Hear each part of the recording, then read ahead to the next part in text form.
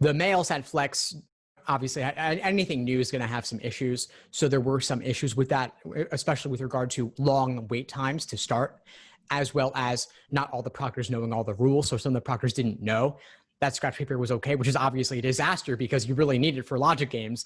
And it's useful for reading comp as well when you can't draw on the passage itself. So for that reason, I would say don't worry, just because although it was bad for May, it's been better for June, and I'm hopeful that July will be even better. So they resolved a lot of those issues. They got on it pretty quickly, so that at least the next month was a lot better.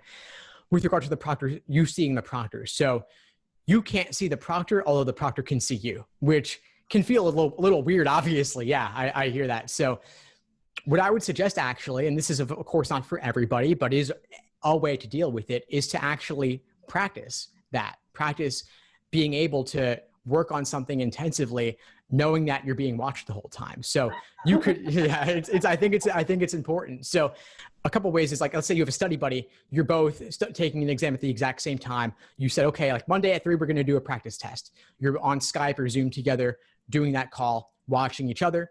That at least simulates it a little bit, but the problem is that you can see somebody else, which on test day you can't.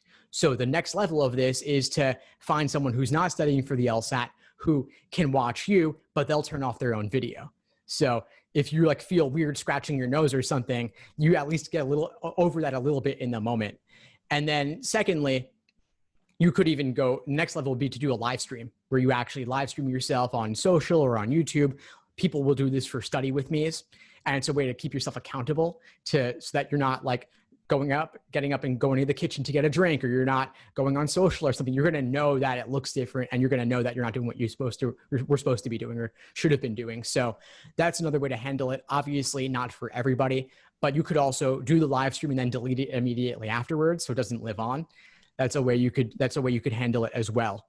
But I think it's important to get ready for that, because it's another potential manifestation or trigger for test day anxiety, things of that nature. So I would definitely account for that. I think that's an important thing to do. Thanks for tuning into the show. Please subscribe if you haven't done so already to be notified of new episodes as I release them.